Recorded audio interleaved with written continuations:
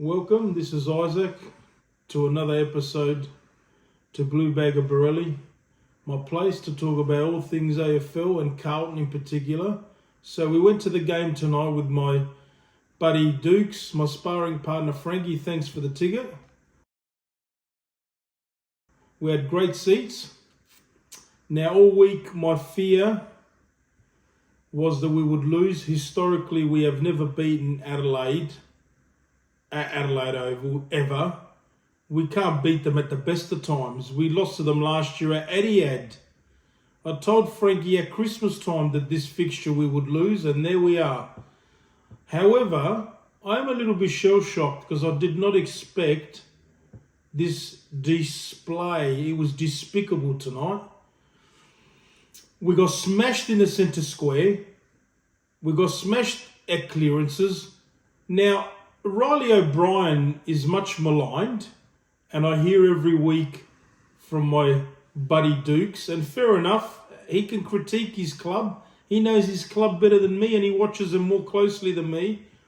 But he says many times that Riley O'Brien is not really that good. Well, I'll tell you what, Riley O'Brien lowered Tom De Koning's colours tonight. He won the ruck battle very comfortably. De Koning has been in great form this year, would probably be leading our BNF, would probably be leading the All-Australian ruck roll. But tonight, he had a stinker. Now, we got slaughtered, as I said, in the centre square. We couldn't lay a glove on Rankin. Now, Rankin's done a number on us before. And that banana goal, I was right there, right behind it almost. I knew there was going to be a goal. Now, Mr. Christmas doesn't rate Rankin. Well, I'll tell you what. Okay, Zach Butters may be a better player than Rankin, but in my opinion, Rankin is the most talented player in his draft year.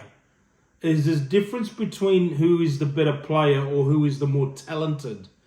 I would love Rankin in my club. I'd take him in a heartbeat. Dawson, who apparently had been low in form for 3 weeks, destroyed us and finished off his work with 3 big goals. His overhead marking is very good. He's underrated. He's a good overhead mark for a guy his size. And he's been a fantastic pickup for their team. Great leader, hard as nuts, tough. Now, they had 3 outs this week, and we had 3 outs this week. Their 3 outs did not hurt the team as much as the 3 outs that we had. We desperately missed Jesus. However, I was really scared, and I thought we were going to have a lot of pain poured on us by the 3 big boppers tonight of the Crows. And I must admit, Wiedering won his battle. He bet Tilthorpe. Fogarty was okay, was handy. And Tex kicked 1 goal for Franky Dux, but I thought his colours were lowered as well. But their midfield and their smalls, they were fast. When the ball hit the deck, we couldn't get a hand on them. They were first to the ball on the ground. It was a horror show. I've seen this show before. I'm heartbroken. I'm gutted. The Crows, I've told everyone, the Crows are a top 4 chance this year. Not only have I said that to everyone, I've also told many people that the Crows will pretty much win almost every game at home this year. And if they get on a roll, they're going to pile on the score. And they piled on a big score. We've had our highest score put on us this year. We lost all 4 quarters. And for the first time this year, we lost the first half. We've won all our first halves, even in games that we lost this year. But not tonight.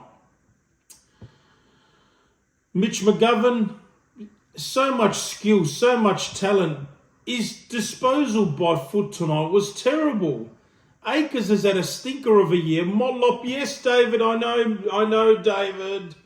I know David Petch about Motlop. He was terrible tonight. However, you're a teammate and you're going to kick the ball long to Motlop, who's undersized, can't win a contest one-on-one ever hardly, and got destroyed. My boy Triple C pokes it to half forward, Curnow. Hasn't seen a lot of it yet. He could launch this. He does. He goes for home. Wow! Awesome from Charlie. Kicked 2 goals, 2 consolation goals, including one in the last quarter, right near me and Dukes. A shout out to Ollie Hollins, his 50th game. He tries hard. He busts his ass running. He's a gut runner.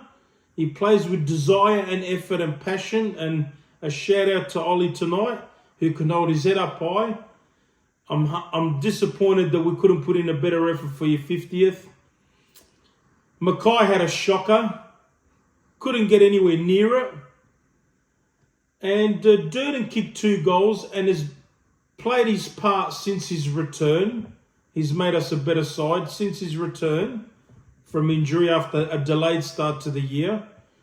Paddy Cripps battled hard, had his moments, kicked 2 lovely goals. But all in all, it was a horror show. A game that I expected us to not win, but I did not expect that we would lose by this margin and hardly give a yelp. I laughed last night at how terrible Fremantle were. I don't know what to say. Fremantle last week made Adelaide look terrible in Perth. And yet, Fremantle last night lost to a side that shouldn't even be in the bottom, is a bottom 4 side, St Kilda, or bottom 6. They'd made them look second rate. Now, we've got St Kilda next week. If we lose to St Kilda next week, season over. Well, that's it for tonight. I'm gutted. I'm hurting. Once again, the Crows pour pain on me. Pain. Once again. Win, lose or draw, I love my club. I love Triple C. And we need to get our hands dirty next week. Non-negotiable win. I don't know, hopefully we can get JSOS back. And I'll catch you next week for my next video.